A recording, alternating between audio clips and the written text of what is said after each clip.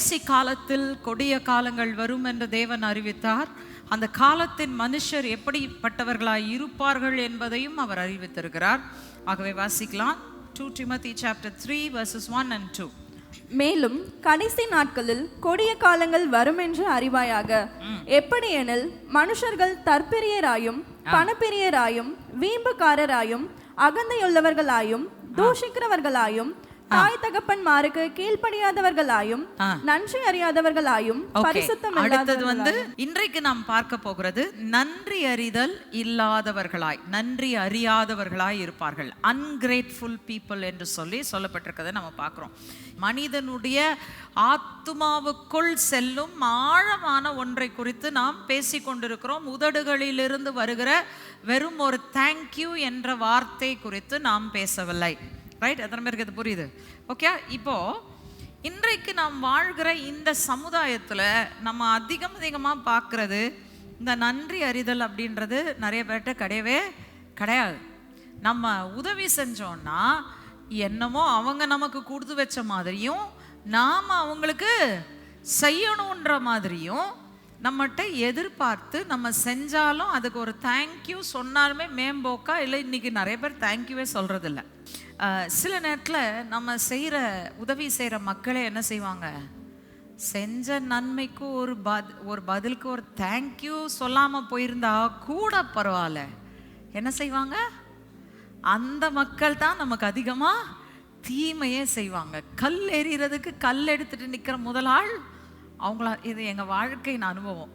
நிறைய பேருக்கு எங்களை நல்லா தெரிஞ்சவங்களுக்கு தெரியும், யார் யாருக்கு அதிகமாக உதவி செஞ்சோமோ அவங்க தான் முதல் கல்லை எங்கள் மேலே எறிகிறதுக்கு எங்களுக்கு விரோதமாய் நின்றவர்கள். வழங்குதா?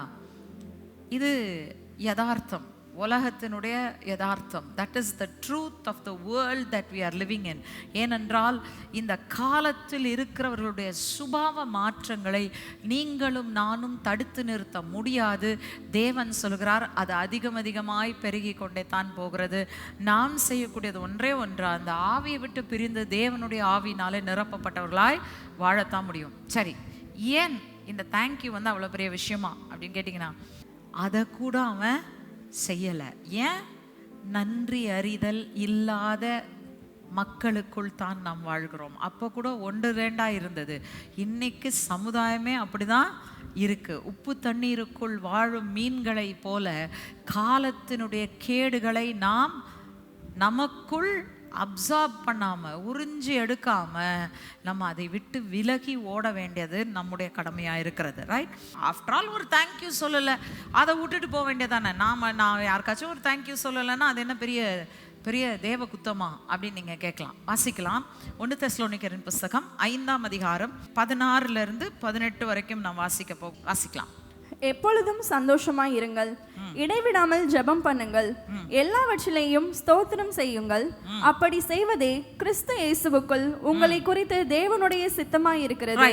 எப்போதும் சந்தோஷமா இருங்கள். இது நம்ம எல்லாரும் விரும்புறதானே. நாங்க எப்பவுமே சந்தோஷமா இருக்கணும்னு தான் விரும்புகிறோம். அடுத்தது, இடைவிடாமல் ஜெபம் பண்ணுங்க. வேற வழி இல்லை. சாத்தான் தூக்கி எறிகிற அக்கினி ஆஸ்திரங்களை பார்த்தா எப்போ பார்த்தாலும் ஜெபம் பண்ணிகிட்டே இருக்க, ஆண்டவரே ஆண்டவரே ஆண்டவரேன்னு கூப்பிட்டாலோலே நமக்கு வழியே இல்லை. ஆனால் 3வது வருது பாருங்க, என்ன சொல்றாரு? எல்லாவற்றிலும் ஸ்தோத்திரம் செய்யுங்கள். அப்படின்னா என்ன அர்த்தம்? நன்றி செலுத்துங்க. சிவந்த சமுத்திரம் இஸ்ரவேலர்களை புலம்ப செஞ்சிச்சு, கரெக்டா? ஐயோ போச்சு, எங்கள் வாழ்க்கை முடிஞ்சிச்சுன்னு. ஆனால் ஆண்டவர் அந்த சூழ்நிலையில் இடைப்பட்ட போது அதே சிவந்த சமுத்திரம் அவர்கள் வெற்றி கீதத்துக்கு காரணமாய் மாறினது. ஹல்லேலூயா. வழங்குதா உங்களுக்கு? இப்போ சொல்லுங்க, எல்லாவற்றுக்காகவும் என்னால் ஸ்தோத்திரம் செலுத்த முடியும்னு சொன்னீங்கன்னா நீங்கள் வளர்ந்த விசுவாசி. ஹல்லேலூயா. இல்லைன்னா நீங்கள் இன்னும் பால் குடிக்கிற குழந்தையாய் இருக்கிறீர்கள். வழங்குதா?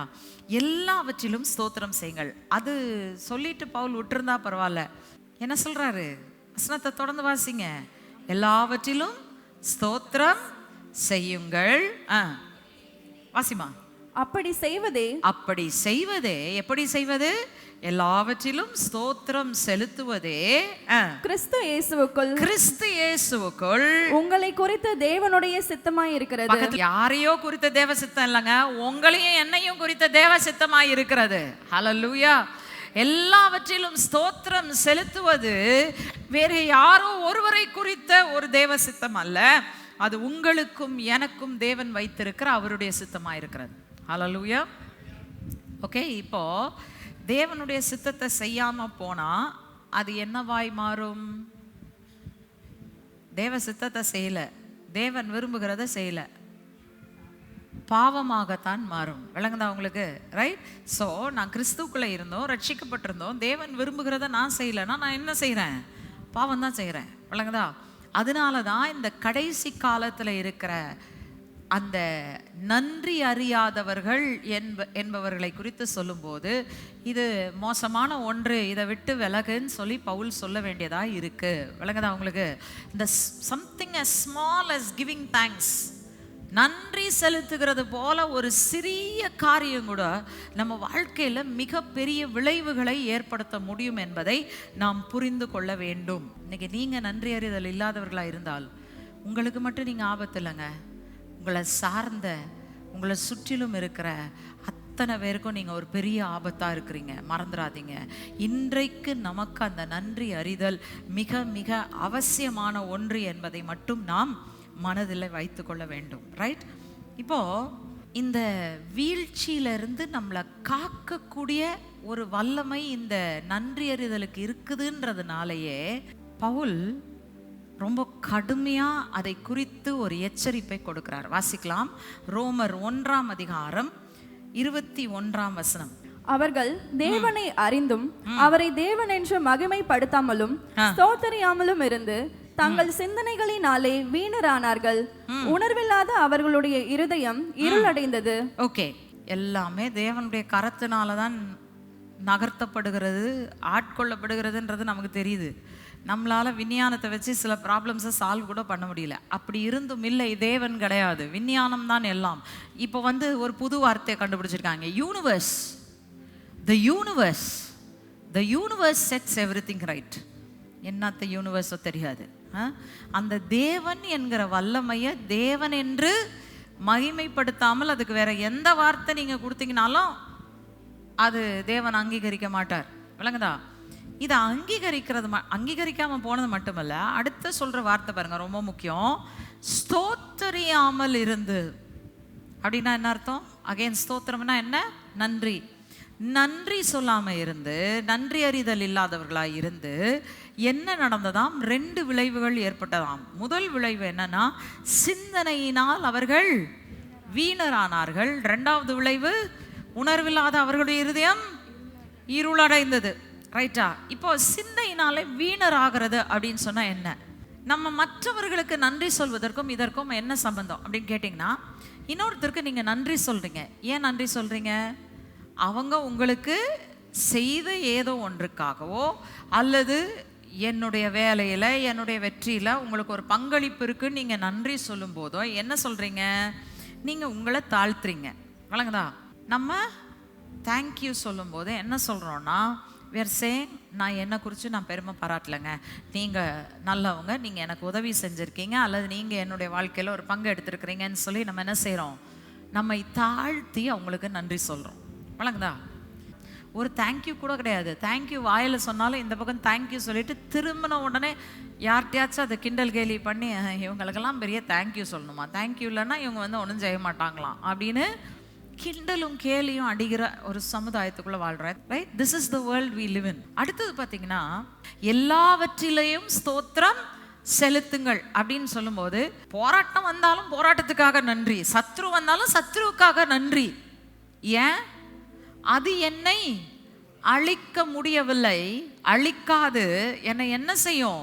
இன்னமும் தேவன் பக்கம் ஓடி போக செய்யும், இன்னும் கர்த்தருடைய நன்மையான கரத்தை தான் என்னை அனுபவிக்க செய்யும் அப்படின்றது எல்லாராலையும் சொல்ல முடியுமா? சொல்ல முடியாது. ஆனால் என்னால் சொல்ல முடியும். ஏன்? என் உள்ளம் தேவனுக்கு நன்றியால் நிறைந்திருக்கிறது. தேவன் என் சிந்தையை தெளிவித்திருக்கிறார். என் சிந்தை எனக்கு சொல்லுகிற காரியம், what ever happens, he turns it around for good. அல்லேலூயா. இப்போ சிந்தையில் தெளிவு வந்துருச்சா? தெளிவான சிந்தை உங்களுக்கு இருந்தால் நீங்கள் தெளிவாக செய்ய வேண்டியவைகளை செய்து கொண்டு வர வேண்டிய விளைவுகளை என்ன செஞ்சிருவீங்க? உங்கள் வாழ்க்கையில் கட்டாயமாக ஃபெயில் ஆகாமல் நீங்கள் கொண்டாந்துருவீங்க. அல்லேலூயா. ஓகே. ஸோ பேசிக்காக சொல்ல போனால் இந்த நன்றி செலுத்துதல் என்பது என்ன செய்கிறதுன்னு சொன்னால், என்னை சுயத்தின் அடிமைத்தனத்திலிருந்து விடுதலையாக்கி என்னை தேவனுக்கு நேராகவும் மனுஷருக்கு நேராகவும் தாழ்மையோடும் உணர்வோடு கூட நடந்து கொள்ள வைக்கிறது.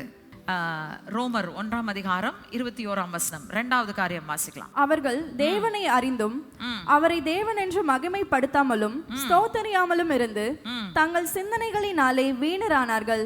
உணர்வில்லாத அவர்களுடைய இருதயம் இருளடைந்தது. சரி, இப்போ என் சிந்தை இருளடைந்து விட்டது. உள்ளான மனுஷன்ல நான் இருள் அடைஞ்சிட்டேன். உள்ளான மனுஷன்ல என்னென்னங்க இருக்கு? ஆத்மாவில் என்னென்ன இருக்கு? உங்கள் அறிவாற்றல் இருக்கிறது, உங்கள் உணர்ச்சிகள் இருக்கிறது, உங்கள் சுய சித்தம் இருக்கிறது. உள்ளான மனுஷன் இருள் அடைஞ்சிருச்சு. என்ன ஆகும்? உங்கள் வழிகளில் எல்லாம் நீங்கள் தடுமாறுகிறவர்களாய் மாறிவிடுவீர்கள். எத்தனை பேருக்கு விளங்குது நான் சொல்றது? புரியுதா? இது ஏன் வருது? ஏன் சிந்தனை, ஏன் அந்த உள்ளான மனுஷன்ல இருள் வருது? நான் சிம்பிளா ஆண்டவருக்கு செலுத்த வேண்டிய நன்றியை செலுத்தாமல் நன்றி அறிதல் இல்லாதவனாய் மாறினால் இந்த நிலை தான் என்னுடைய நிலையாய் மாறும். புரிஞ்சுக்கிட்டீங்களா? ரைட். இப்போ நமக்கு வர சின்ன பிரச்சனை நமக்கு கோலியாத் மாதிரி, நமக்கு தான் அதனுடைய பிரச்சனை தெரியும். நன்றி அறிதல் இருந்தால் நம்ம என்ன செய்வோம்? கொண்டாடுவோம் ஆண்டவருடைய வெற்றியை. வாசிங்க 1 சாமுவேல் 18ஆம் அதிகாரம் 7-8 வசனங்கள். அந்த ஸ்திரீகள் ஆடி பாடுகையில் சவுல் கொன்றது 1000, தாவீது கொன்றது 10000 என்று முறையாக பாடினார்கள். அந்த வார்த்தை சவுலுக்கு விசனமாய் இருந்தது. அவன் மிகுந்த எரிச்சல் அடைந்து தாவீதுக்கு 10000 எனக்கோ 1000 கொடுத்தார்கள், இன்னும் ராஜாங்கம் மாத்திரம் அவனுக்கு குறைவாய் இருக்கிறது என்று சொல்லி இந்த வார்த்தையை சொன்னான் பாருங்க. இவன் நன்றி சொல்லல, இவனுக்கு என்ன பொறாம வருது, என்ன எரிச்சல் வருது? இப்போவே அவனை துதிக்க ஆரம்பிச்சிட்டாங்க. அடுத்து இவன் என் தலை மேலே தான் ஏறி உட்கார போறான் போல இருக்குன்ன உடனே ஆண்டவர் அதே நிறைவேற்றி காட்டினார். புரிஞ்சதா உங்களுக்கு? இங்க அதை விட்டுட்டு அவன் நன்றி சொல்லியிருந்தா கூட என்ன பொறுத்த வரைக்கும் ஆண்டவர் என்ன செஞ்சிருக்கலாம்? சரி, தாவீது தான் அவர் ராஜாவாக்க போறாரு, தீர்மானிச்சிட்டாரு, முடிவு பண்ணிட்டார், ரைட், வெரி குட். ஆனா ஆண்டவர் என்ன செய்திருக்க கூடும்? ஒரு 2 கோத்திரத்தை பிரித்து, இஸ்ரவேல் சரித்திரத்தை பார்த்தீங்கனாலே 2ஆக தான் பிரிஞ்சிருந்தது எப்பவுமே, இல்லையா? 2 கோத்திரங்களுக்கு என்றைக்கும் ராஜாவா இருன்னு ஆண்டவரால் ஆசீர்வதிக்க முடியுமா? முடியாதாங்க? முடியும். ஆனால் என்ன நடக்குதுங்க? அவன் எரிச்சல் பட்டதுனால அவன் மனத்தில் தோன்றின அதே சிந்தை அப்படியே நடந்தது. அவன் தலையில் இருந்த மகுடம் தாவீதின் தலைக்கு கடந்து போனது. அல்லேலூயா. வழங்குதா? நன்றி இல்லாதவனுக்கும் நன்றி உள்ளவனுக்கும் உள்ள பெரிய வித்தியாசத்தை இங்கே நீங்கள் பார்க்குறீங்க. இன்னொருத்தரை பார்த்து பொறாமை எரிச்சல் வருதுன்னா உங்களுக்குரியதுக்கு நீங்கள் இன்னும் நன்றி செலுத்தலைன்னு அர்த்தம். நீங்கள் உட்காந்து, அதனால தாங்க அந்த பழைய காலத்து பாட்டு எழுதுனாங்க, count your blessings, name them one by one. அப்படின்னா என்ன அர்த்தம்? எண்ணி பார் நீ பெற்ற பேர் ஆசீர்வாதங்கள். அது பேர் ஆசீர்வாதங்கள் மாற்றிட்டாங்க. பட் ஒவ்வொன்றாய் கர்த்தர் செய்த நன்மைகள் ஒவ்வொன்றாய் ஒவ்வொன்றாய் ஒவ்வொன்றாய் எண்ணிப்பார். எண்ணி பார்த்தீங்கன்னா அவங்க உள்ள நன்றினால நிரம்பும். நீங்கள் ஒரு குறைவும் இல்லாமல் ஆண்டவருக்கு எல்லாவற்றிலும் நன்றி செலுத்துவீர்கள். அல்லேலூயா. வழங்குதா நான் சொல்கிறது? ஓகே. நன்றி அறிதல் இல்லாதது எவ்வளோ பெரிய ஒரு போராட்டத்தை கொண்டாடுதுன்னு பாருங்க. அந்த இருள் ஏன் வந்தது அப்படின்னு சொல்லி பார்த்தீங்கன்னா, சவுல் ஒரு காரியத்தை உணரல. வாசிக்கலாம் யாக்கோபு 1ஆம் அதிகாரம் 17ஆம் வசனம். நன்மையான எந்த ஈவும் பூரணமான எந்த வரமும் பரத்திலிருந்து உண்டாகி ஜோதிகளின் பிதாவினிடத்திலிருந்து இறங்கி வருகிறது. அவரிடத்தில் யாதொரு மாறுதலும் யாதொரு வேற்றுமையின் நிழலும் இல்லை. ஓகே. நன்மையான எந்த ஈவும் பூர்ணமான எந்த வரமும் எங்கிருந்து வருகிறது? மனுஷர் கையிலிருந்து வருகிறது இல்ல, பரத்தில் உண்டாக்கி மேனுஃபேக்சர்ட் இன் ஹெவன், பிதாவாகிய தேவனிடத்திலிருந்து உங்களுக்கு இறங்கி வருது. அல்லேலூயா. அவரே உங்கள் கையில் கொடுக்கிறாரு. நீங்கள் ஒன்றையும் செய்து பெற்றுக்கொள்வதும் இல்லை, அதை பெற்றுக்கொள்வதற்கு உங்களிடத்தில் தகுதியும் இல்லாதிருந்தும் அவர் கொடுக்கிறார். ஆனால் அவர் கொடுக்கிற எல்லாவற்றுக்காகவும் நன்றி செலுத்த அறிந்து கொள்ளுங்க. அடுத்தது என்ன நடக்குது வாசிங்க. ரோமர் 1ஆம் அதிகாரம் 22-23 வசனங்கள். அவர்கள் தங்களை ஞானிகள் என்று சொல்லியும் பைத்தியக்காரராகி. இன்னைக்கு இருக்கிற சமுதாயம் இப்படிதான் இருக்கு. நாங்க பெரிய ஞானின்னு நினைக்கிறாங்க, ஆனா உண்மையில சொல்ல போனா என்னவா இருக்கிறாங்க? பைத்தியக்காரங்களா இருக்கிறாங்க. நான் சொல்றேன் உங்களுக்கு, நன்றி அறிதல் இல்லாத ஒவ்வொரு மனுஷனும் ஞானி கிடையாது. Is a pool. அப்படிப்பட்டவன் என்ன செய்யறான்? மூடத்தனமா பேசுறான். ஒருத்தர் ஒரு வசனம் போட்டு அல்லது ஏதோ ஒரு கருத்தை அங்கே சொன்னால் அந்த கருத்தில் எங்கே தவறு கண்டுபிடிக்கலான்னு பார்த்து தான், அதாவது அந்த தவறு கண்டுபிடிக்கிறது எதுக்காக தெரியுமா? நம்ம மற்றவங்கள்ட்ட தவறு கண்டுபிடிக்கணும்னு நினைக்கிறது ஏன் தெரியுமா? என்னை நானே ஞானி என்று காண்பித்து கொள்ள வேண்டும். உங்களுக்குள்ள நன்றி அறிதலும் இல்லை. ஏன்னா நீங்க உங்களையே ஞானியா காட்டணும்னு நினைச்சீங்கன்னா ஞானிகளின் ஞானத்தை பைத்தியமாக்குகிற தேவன் இருக்கிறார். ஜாக்கிரதை. தயவு செய்து நம்ம தாழ்மையோடு இருப்போம். தொடர்ந்து அடுத்த வசனம். அழிவில்லாத தேவனுடைய மகிமையை அழிவுள்ள மனுஷர்கள், பறவைகள், மிருகங்கள், ஊரும் பிராணிகள் ஆகிய இவைகளுடைய ரூபங்களுக்கு ஒப்பாக மாற்றினார்கள். என்ன செய்ய ஆரம்பிச்சாங்க? முதல்ல சிந்தையில வீணரானாங்க, இருதயம் இருள் அடைஞ்சிச்சு. மூணாவதாக தங்களை ஞானிகள் என்று எண்ணி பைத்தியக்காரரானார்கள். நான்காவதாக என்ன நடக்குது? விக்கிரக ஆராதனைக்குள்ள போறாங்க. விளங்குதா? அவ்வளவுதான், சிம்பிள். தேவனுக்கும் மேலாக பல காரியங்களை உயர்த்தி வைத்து, தேவன் என் வேலைக்கு தான், என்னை ஆசீர்வதிக்கிறதுக்கு தான் இருக்கிறார், என் குடும்பத்தை ஆசீர்வதிக்கிறதுக்கு தான் இருக்கிறார், என்னை மேன்மைப்படுத்துறதுக்கு தான் இருக்கிறார், என்னை உயர்த்துறதுக்கு தான் இருக்கிறார் அப்படின்னு அந்த சிந்தை இருந்தால் கூட உங்களுக்குள்ள விக்கிரக ஆராதனை இருக்கு. யார் இந்த விக்கிரகம்? நீங்க தான் அந்த விக்கிரகம். நான் நான் நான் நான் நான் என்று சொல்வதும் விக்கிரகம் தான். விளங்குதா? உங்க சம்பாத்தியம் எதை நீங்க தேவனுக்கு மேல தூக்கி வச்சீங்கனாலும் அது விக்கிரகம் தான். விக்கிரக ஆராதனை எப்படிப்பட்ட பாவங்க? மரணத்திற்கு ஏதுவான பாவம். வாசிங்க ரோமர் 1:32. இப்படிப்பட்டவைகளை செய்கிறவர்கள் மரணத்திற்கு பாத்திரராய் இருக்கிறார்கள் என்று தேவன் தீர்மானித்த நீதியான தீர்ப்பை அவர்கள் அறிந்திருந்தும் அவைகளை தாங்களே செய்கிறதும் அல்லாமல் அவைகளை செய்கிற மற்றவர்களிடத்தில் பிரியப்படுகிறவர்களுமாய் இருக்கிறார்கள். இது மரணத்திற்கு ஏதுவாக கொண்டு போய் நம்மளை விடுன்னு அடைஞ்சிருக்கிறாங்க. யாருங்க? பைபிள் வாசிக்கிறவங்க மட்டும்தானா? இன்னைக்கு எப்படி தெரியுமா இருக்காங்க உலகத்துல? ஆண்டவர் அடிச்சிருவாங்க அப்படின்னு நீங்க போய் சொல்லுங்க, அடிச்சிட்டு போறாரு, செத்தா சாவரம். மனுஷன் உணர்வில்லாதவனும் அறிவில்லாதவனுமாய் மாறி கொண்டிருக்கிறான். ரைட்டா? அவங்க என்ன செய்யறாங்க? மரணத்தை பிறப்பிக்கும் என்று அறிந்திருந்தும் அவைகளை தாங்களே செய்கிறதும் அல்லாமல் என்ன செய்கிறார்களாம்? அப்படி செய்கிறவர்களில் பிரியம் வைக்கிறார்கள்.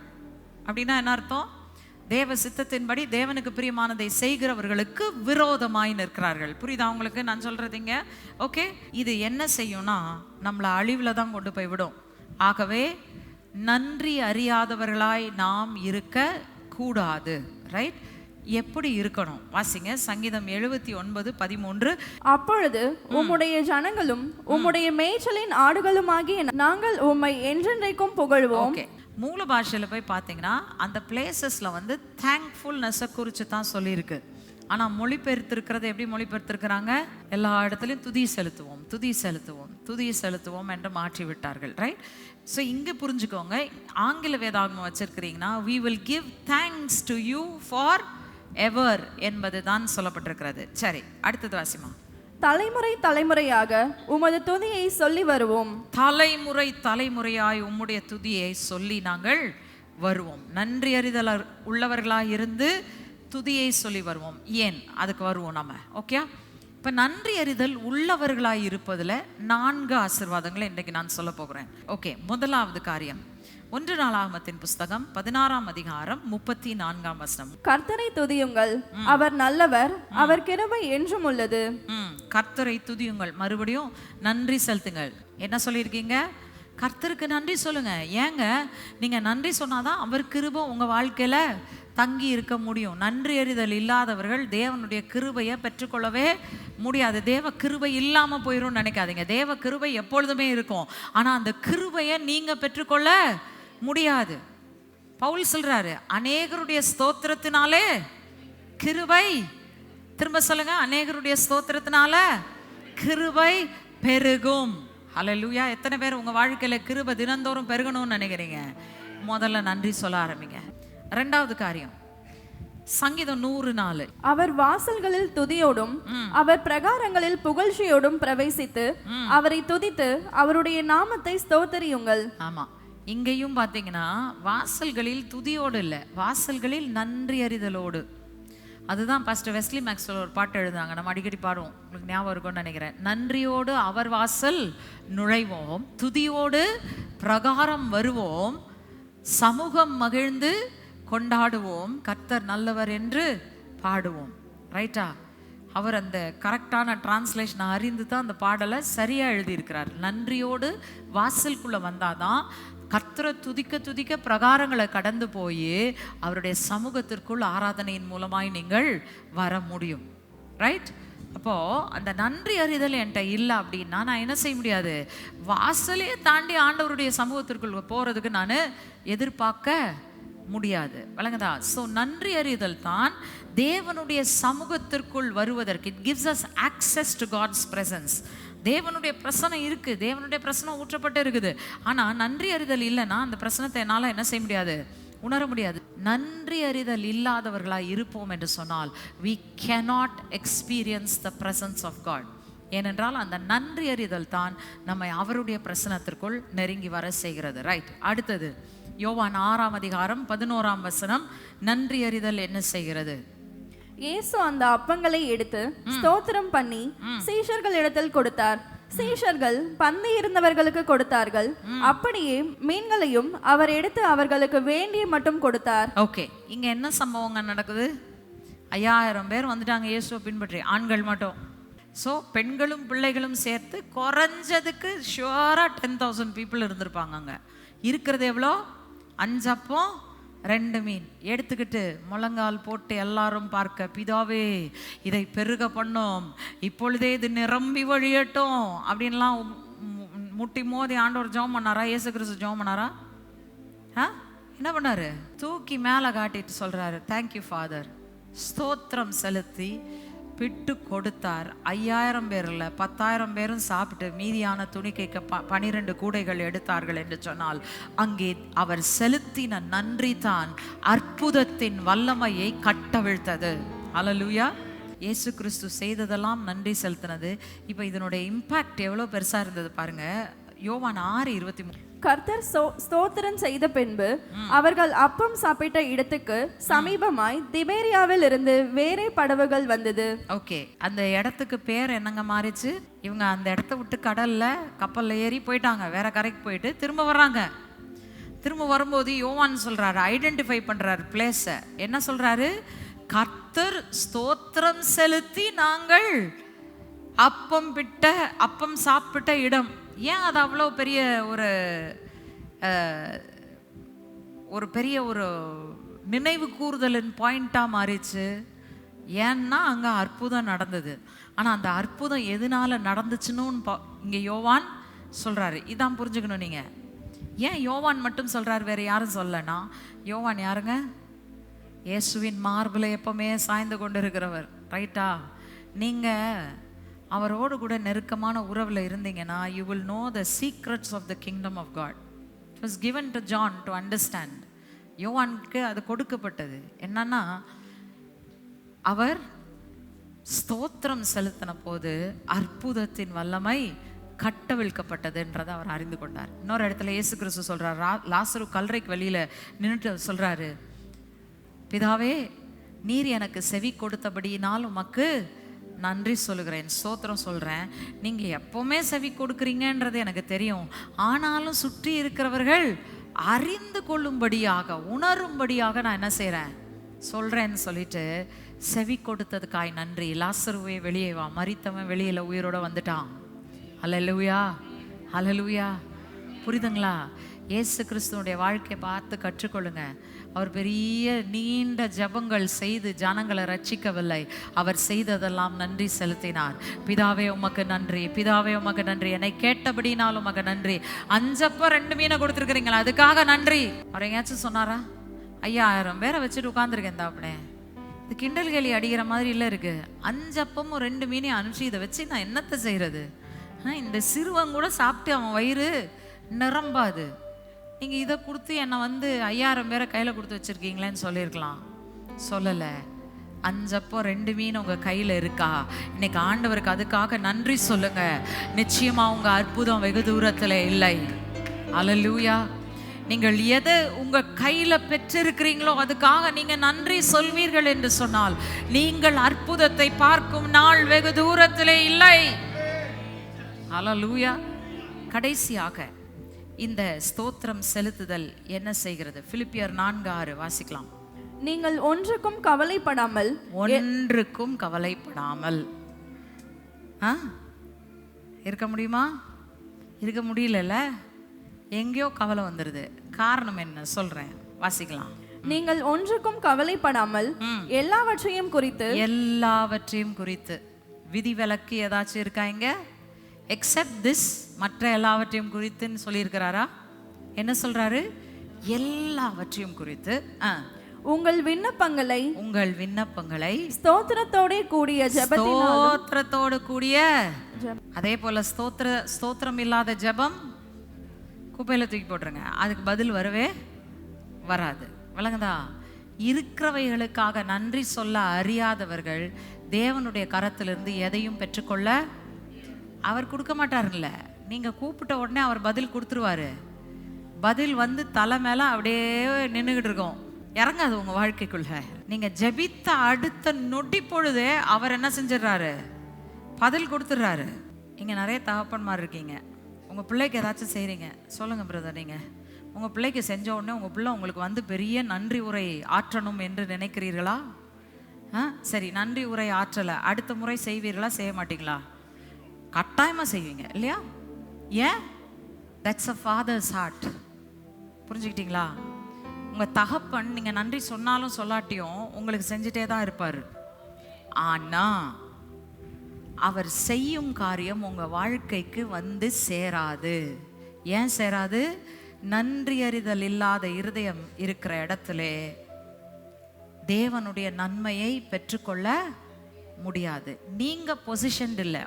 உங்க பாத்திரம் மூடி போட்டு மூடி வச்சிருக்குது. மேல இருந்து எவ்வளோ தண்ணி கொட்டினாலும் வெளியில தான் போகுமே தவிர பாத்திரத்துக்குள்ள நன்றி செலுத்துதல் என்ன செய்யும்? மேல இருக்கிற மூடியை தூக்கி எறிஞ்சிட்டு ஆண்டவருடைய ஆசீர்வாதம் பாத்திரத்தை நிரப்புவது மட்டுமல்ல, நிரம்பி வழியும்படியாக செய்யும். அல்லேலூயா. உங்கள் விண்ணப்பங்களை ஸ்தோத்திரத்தோடு கூடிய ஜெபத்தினாலும் வேண்டுதலினாலும் தேவனுக்கு தெரியப்படுத்துங்கள். எதுல? சின்ன சின்ன விஷயத்துல மட்டும் ஆண்டவர்கிட்ட கேட்கலாம், அல்லது பெரிய பெரிய விஷயமா இருந்தா தான் அவரை தொந்தரவு பண்ணும். சின்ன விஷயத்துக்கெல்லாம் அவர்கிட்ட போகக்கூடாதுன்னு எங்கேயாச்சும் சொல்லியிருக்கா? எல்லாவற்றிலும் சிறிதோ பெரிதோ மீடியம் சைஸோ என்ன ப்ராப்ளமா இருந்தாலும் அவர்கிட்ட வாங்க. But come to him with thanksgiving. அல்லேலூயா. நன்றி அறிதலோடு கூட நீங்கள் வரும்போது கட்டாயமாய் அவர் கரம் திறந்திருக்கிறதை நீங்கள் காண்பீர்கள். அந்த கரத்திலிருந்து வரும் நன்மையினால் நீங்கள் திருப்தி அடைவீர்கள். உங்கள் வாழ்க்கை நிரப்பப்படும். பிறருடைய வாழ்க்கையும் நிரப்பும்படியான பிரயோஜனமுள்ள பாத்திரமா இருப்பீர்கள். வீணான பாத்திரமா இருக்க மாட்டீங்க.